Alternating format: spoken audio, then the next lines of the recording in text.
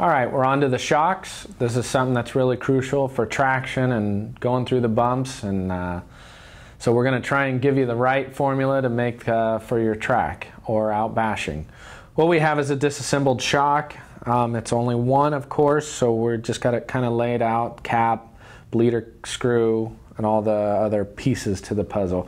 Really neat shock. I'm pretty excited to work on it. Seems pretty easy. Got a hollow tube, makes life easy for assembly with some sub cartridges. The one thing I do first, get my green slime from the factory team line out of Associated, and I would go through and apply green slime to the O-rings. Rub it all around, get it in there, get the other one, fill it up. Get that out of the way. And what we're going to do is load the cartridge from the bottom and the top.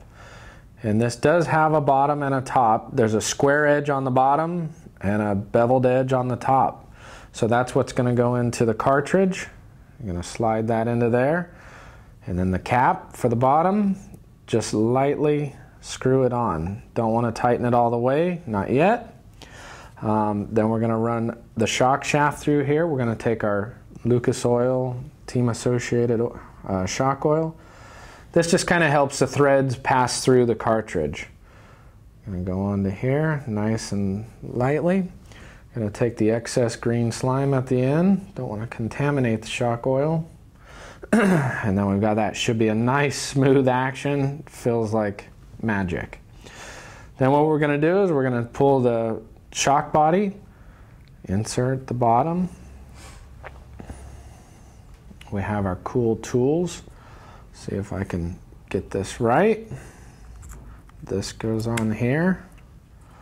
Looks like bat wings to me. Go on here. Tighten that up. Pretty cool tools.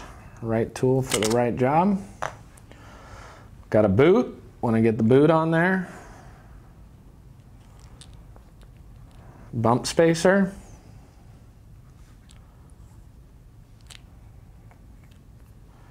And then we have the shock rod in. Now this can be kind of tricky when they're new, they're not threaded in.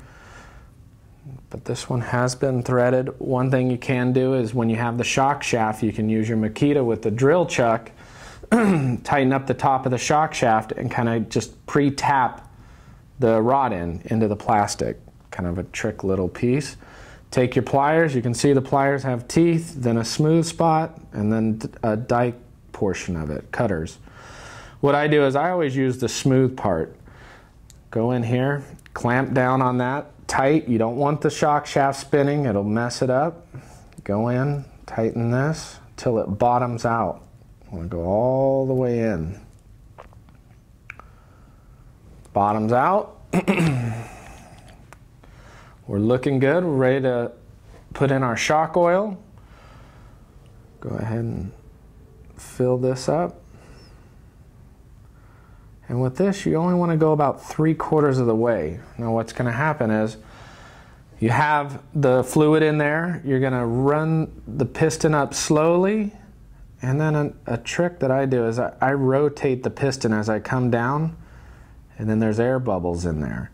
Now what I do is when you have 4 of them, I usually have a car stand here and it has holes. I'm going to use my Rockstar prop. And I would just put that in there. Let that sit for about 5 minutes or so, and then I would move on to the next step. Do the other 3, come back to the other one, you should be ready to go to fill it up. Let all the bubbles go out, come back, grab your shock shaft or your shock, run it up and down again. This one bled pretty well. Get the shock boot up there. Now what we have is, with this shock, it's pretty trick. We have either emulsion style, which is with air, or we have a bladder style. We're going to build it with the emulsion. Has the O-ring down in there. What I do is I fill the shock all the way up to the top. And I even dome it at the top because we're going to bleed it. So I get it to where it's domed at the top. Take the cap, screw that on.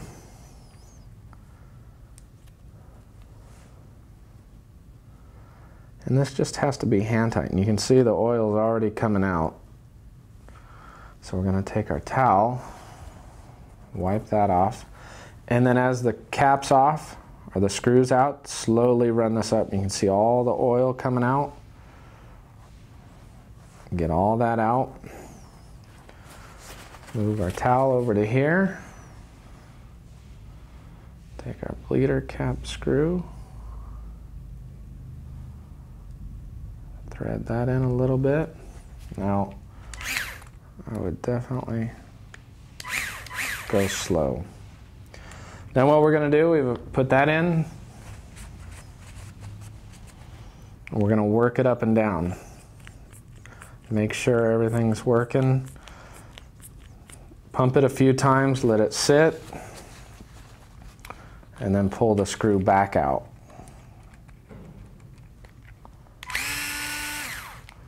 Make sure that there's any pressure that's built up, we get it out of there. And put the screw back in, and you've built your shocks. Now when you take the screw out, you want to make sure when you put it back in that the shaft is pushed all the way up. If you pull it back down, it's going to suck air back into the shock, and then it'll hydrolock. You never want your shock shaft to go up and before it's all the way through the stroke, stop. That means it's hydrolocked, not good. So that's one way to build the shocks. I hope that helps out.